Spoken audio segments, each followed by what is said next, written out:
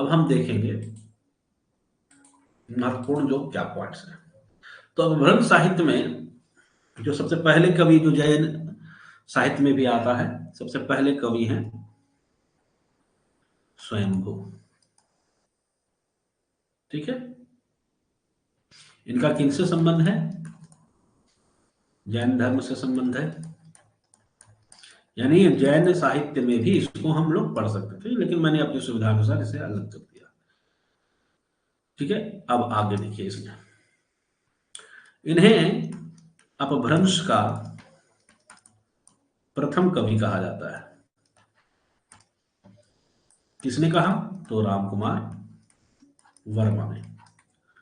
दूसरी चीज, समय 783 ईस्वी,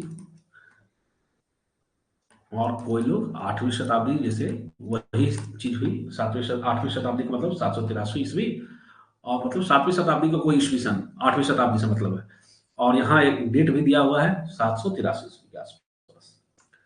ये जैन, जैसे कि मैंने बतलाया कि जैन परंपरा का भी प्रथम कवि है। ठीक है, इन्हें और क्या कहा जाता है? इन्हें अपभ्रंश का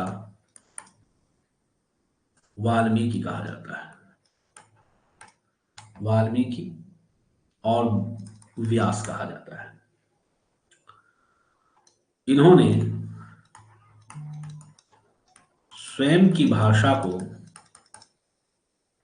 क्या कहा? स्वयं की भाषा को इन्होंने देशी भाषा कहा। देशी भाषा कहा। इनकी रचनाएं 3 हैं। कौन कौन सी रचनाएं हैं? इनकी रचनाओं के विषय में धरा। इनकी रचनाएं 3 हैं। एक मिनट, इनकी रचनाएं 3 हैं।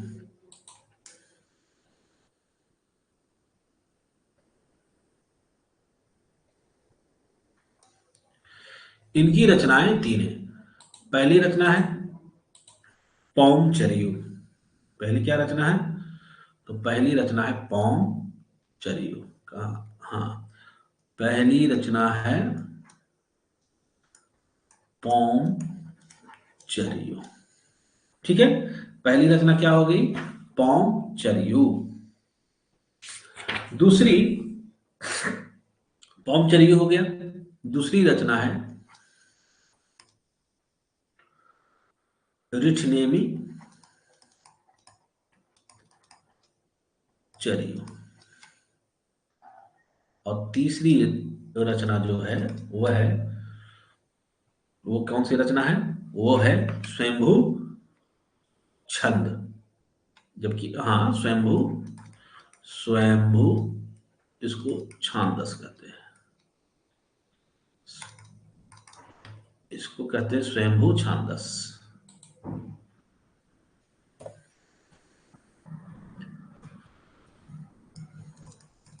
स्वयंभू छांदस, ये जो है पौमचरियु, इससे संबंधित क्या महत्वपूर्ण पॉइंट है? तो पहली चीज कि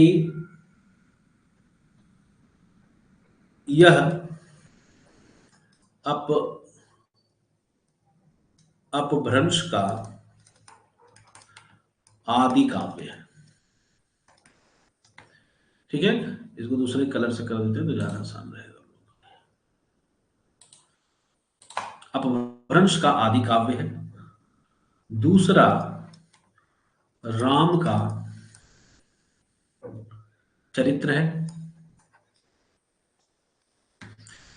तीसरा महत्वपूर्ण है कि इसमें 5 कांड है और 83 संधि है।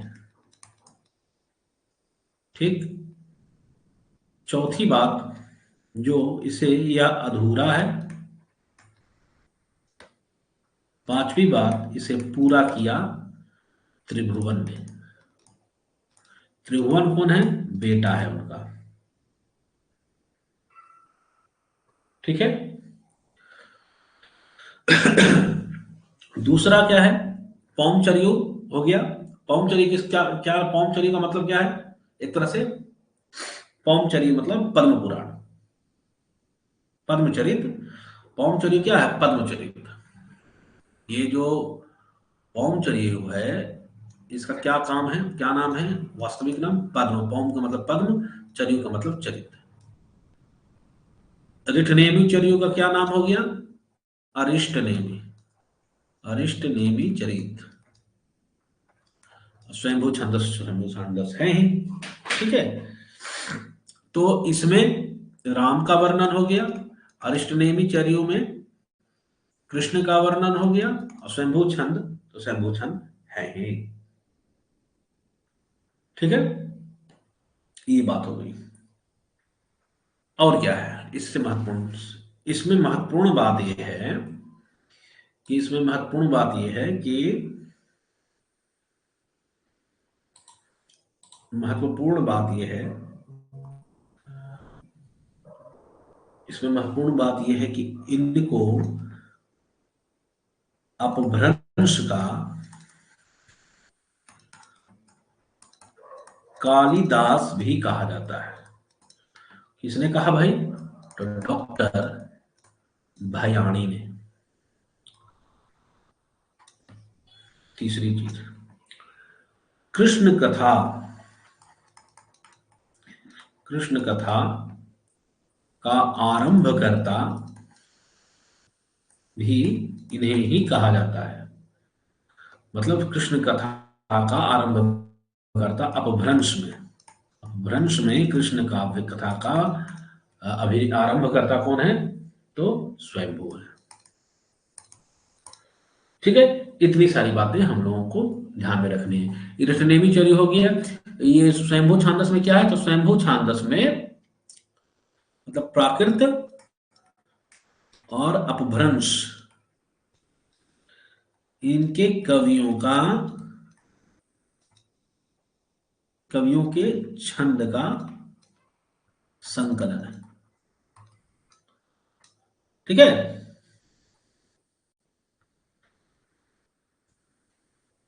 और यही जो अरिष्ट नेमी है, ये देखो, ये जो अरिष्ट नेमी चरियु है, इसी का अन्य नाम हरिवंश पुराण भी है। ये भी याद रखना, हरिवंश पुराण। यहां तक बातें आप लोगों को क्लियर हो जानी चाहिए। हो गया? एक और देख लेते हैं हम लोग उनका। हमारे एक सबसे जो, अगर कहें, अगर अपनी भाषा में तो खूब रंगदार किस्म की ये व्यक्तित्व है, उद्दंड किस्म की, पुष्पदंत। पुष्पदंत पहली चीज, पहले शैव थे, बाद में जैन हो गए, बाद में जैन हो गए। पहली चीज।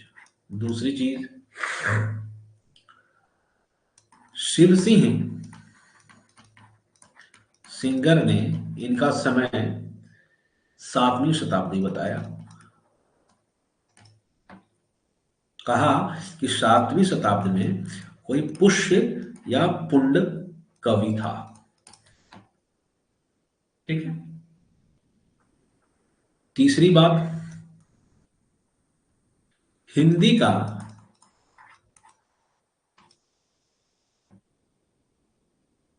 कवि माना गया। किसने माना? तो शिव सिंह सिंगर ने माना। चौथी बात, हजारी प्रसाद द्विवेदी ने पुष्य या पुंड को पुष्पदंत स्वीकार किया, पुष्पदंत स्वीकार किया। कहा कि ये पुष्य या पुंड कोई और नहीं, यही है पुष्पदंत। अगला,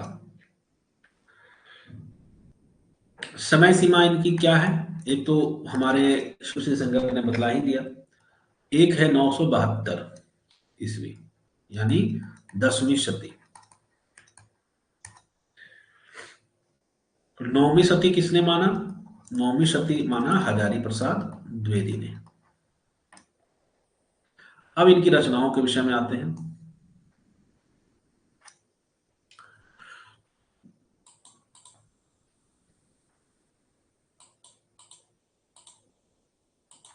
रचनाएं क्या है? पहली रचना पहले देखिए इनकी। इन्होंने इनकी रचनाएं तीन है। पहली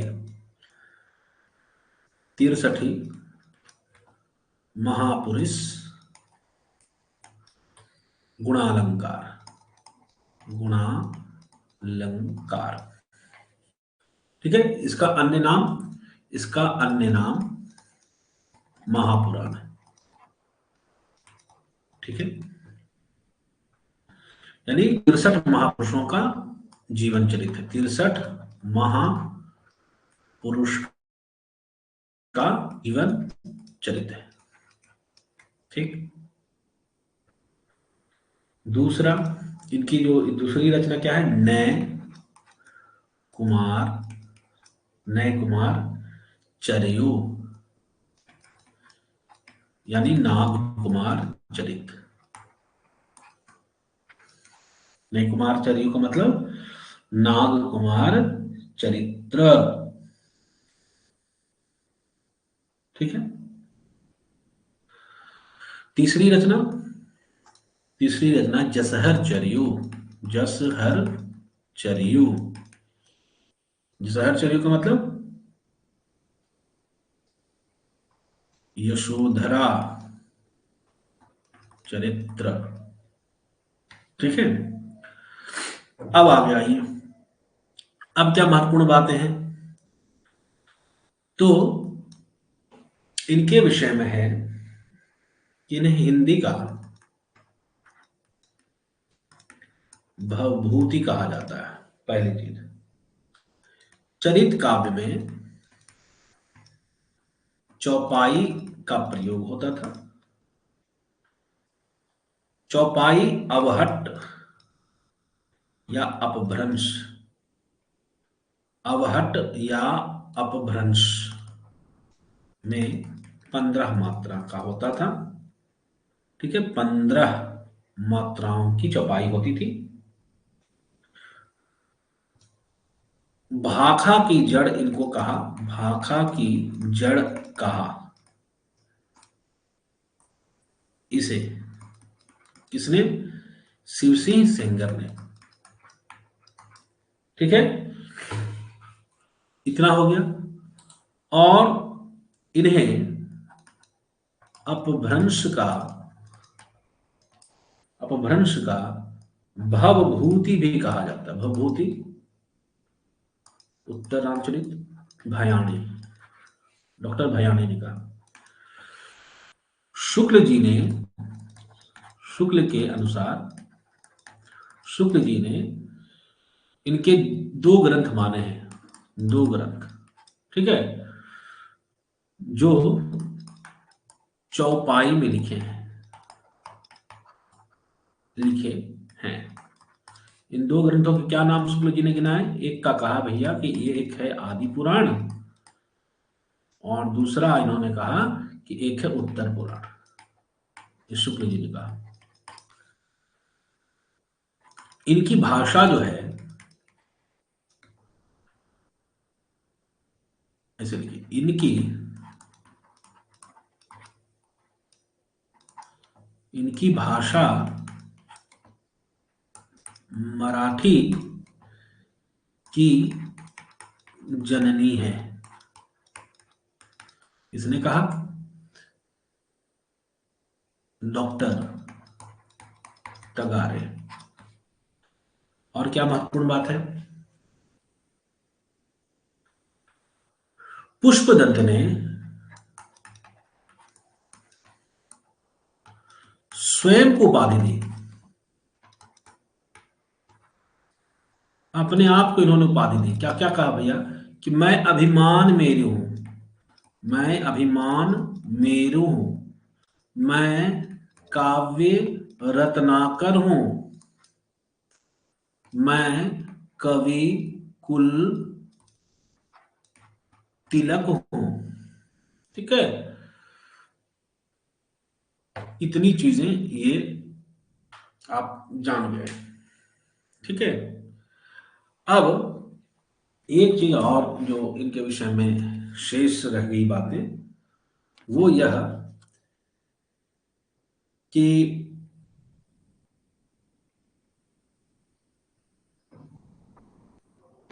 ये सभा कवि थे। ये सभा कवि थे। किसके सभा कवि थे? ये सभा कवि थे। किसके? तो मान्य खेट के राजा कर्ण, मान्य खेट के राजा कर्ण के महामात्य यानी उनके मंत्री के सभा कवि थे। ठीक है। मान्यखेट कहाँ है? ये जो मान्यखेट है ये कहाँ, किसको कहते हैं? तो कर्नाटक को। मान्यखेट कर्नाटक में एक स्थान है। यहां तक सबको क्लियर होना चाहिए। तो ये जो हमारे पुष्पदंत हैं, ये पुष्पदंत बड़े खतरनाक थे। मतलब बहुत उल्टा सुल्टा कार्य किया करते थे। और ब्राह्मण परंपरा, जो राम का जो चरित्र है, वो राम का चरित्र ये विकृत करने का इन्होंने बहुत अच्छा प्रयास किया। महापुराण में इन्होंने राम को गोरा और लक्ष्मण को काला के रूप में चित्रित किया। और यह भी बतलाया कि राम की 8 पत्नियां थी। राम की 8 पत्नियां थी। और सीता जो है मंदोदरी यानी रावण की जो पत्नी है, उसी के गर्भ से पैदा हुई। ये देखना यूट्यूब वगैरह पर बहुत कुछ ये कथाएं आती हैं कि रहस्य की बात कि सीता थी रावण की बेटी। कहानी कहाँ से आती है? तो यही जो जिन लोगों ने विकृत कर दी है हमारे पुराण शास्त्रों और हमारे ग्रंथों का जो मूल ग्रंथ थे, उनको क्या किया? उनको उठाया, उनके चरित्र को उठाया और अपने उनको विकृत किया कि भाई भविष्य में जब हमारा साहित्य कोई पढ़ेगा तो कहेगा भाई तुम राम के अनुयायी हो। राम तो ऐसे से राम ने किया, तो राम ने ऐसे से किया, ये वर्णन कहाँ है? तो ये जैन धर्म के उन ग्रंथों में वर्णन है। तो इसी में बतलाया गया कि भैया ये सीता जी मंदोदरी के गर्भ से पैदा हुई थी। और रावण क्या किया था? इनको उठा करके मिथिला छोड़ दिया था। और बाद में फिर मिथिला से